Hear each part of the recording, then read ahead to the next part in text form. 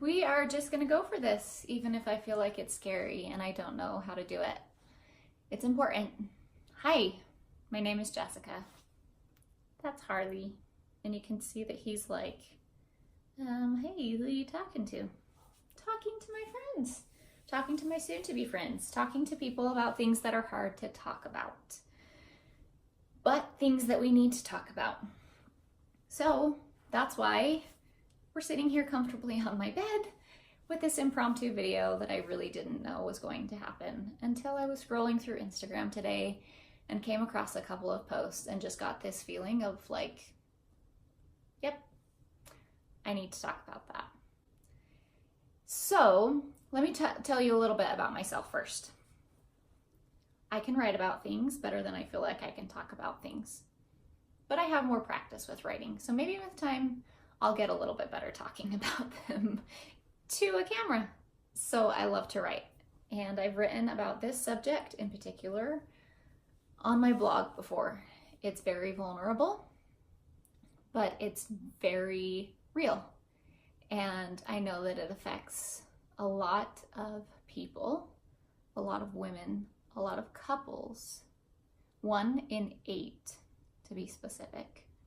It's something that we have a hard time talking about because it's scary to feel like we're alone, or one of my feelings is I don't want to be pitied. I don't want people to feel like they have to tiptoe around my feelings and be extra sensitive with me. But today we're going to talk about infertility. If you didn't already guess that. Surprise! Surprised by the title, surprised by the things that led up to this. I personally am on my 11 and a half years in my experience with infertility. Some people call it a journey. Some people call it a struggle. It is definitely both of those things. At this point, I call it my experience, because after 11 and a half years, I feel like that's kind of what it is. I've been through enough, and I've read enough, and I've heard enough, and I've seen enough that I feel a little bit experienced at this point. But what I want to talk about today is what it feels like and what you're justified in feeling, and maybe help someone who might be watching this who is getting negative pregnancy tests month after month, and who is consumed every day in their thoughts and in everything. And every day is consumed with infertility, because that is how it goes. I don't think I've talked to anyone who doesn't feel consumed by infertility as they're going through it. Whether it's been a month, or 6 months, or a year, or 11 years, or 20 years. I don't think a journey through infertility really ever ends, because you have those memories and those feelings of what you went through to get to wherever you are today. If you experienced infertility for 2 years, 4 years ago, and you got pregnant, that's still part of your history. If you experienced infertility and you adopted 5 years ago, and you still haven't been able to get pregnant, it's definitely still a part of your history. If you experienced infertility and are still experiencing infertility, it's definitely part of your story. So I don't think that it's something that ever really ends. I don't know that there's ever a time that we go, oh, yay, I reached the finish line, I got it. I mean, maybe if you have success in getting pregnant, totally something to celebrate. And yeah, you've reached that important part of what you wanted. Definitely celebrate, but please never forget the others who don't get to experience that, because not everyone does. Not every journey comes to a place of getting what we want or getting what we think we want. Everyone's is completely different. I remember what I thought it would look like the day we started trying to conceive. And I thought it would be a breeze, and I thought it would happen like that. And it obviously didn't. Almost 7 years ago, we adopted our sweet little boy. His name is Jack. And he most definitely filled and mended a place in my heart that needed to be filled and mended. That's still also not to say that since we adopted Jack, I haven't been often consumed by the fact that I still can't get pregnant. I know that you're probably getting a lot of advice. A lot. I've heard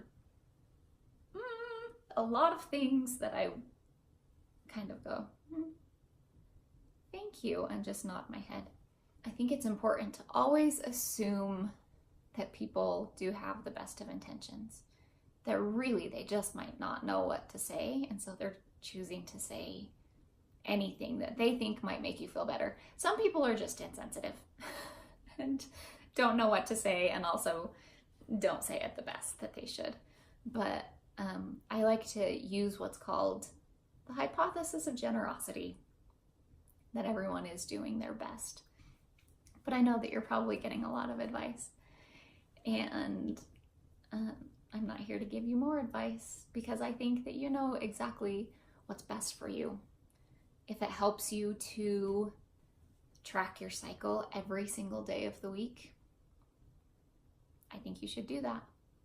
If it helps you to count every single day after you ovulate and take a pregnancy test every single day after you ovulate, if that helps you, you do that. If it makes you more sad, if it makes it harder, if it hurts more, don't do that. But the bottom line is, you do what feels best for you. If it feels good to you to talk about it with someone, find someone to talk to about it with. There are support groups. I'm sure there are friends. If it helps you not to talk about it, don't talk about it.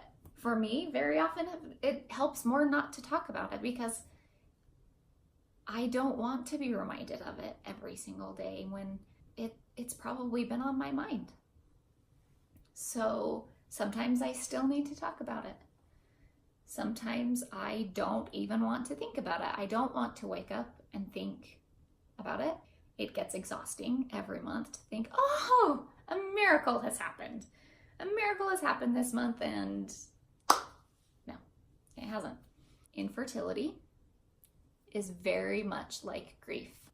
It feels depressing. There's a void in your life. You feel that someone is missing.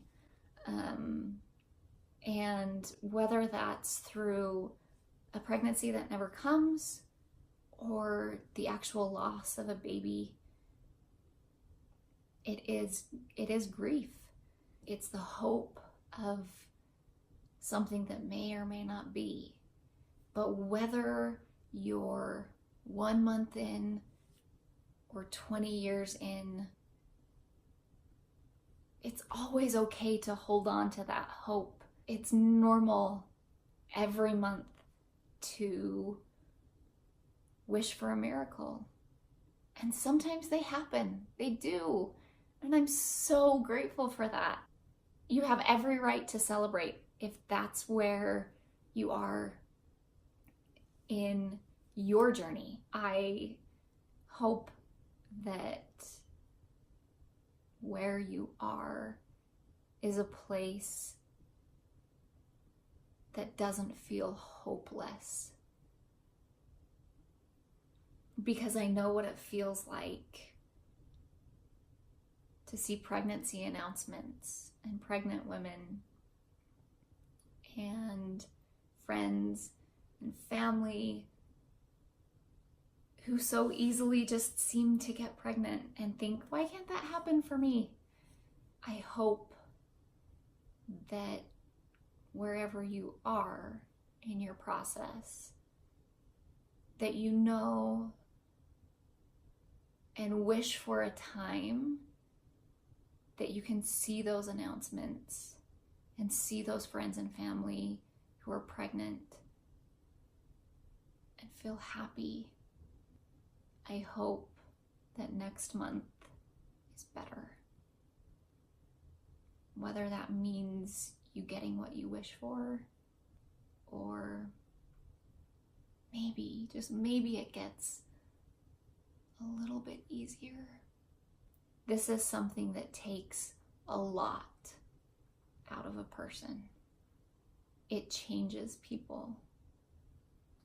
When you get to where you're going, or as you continue traveling to get there, remember how you feel now.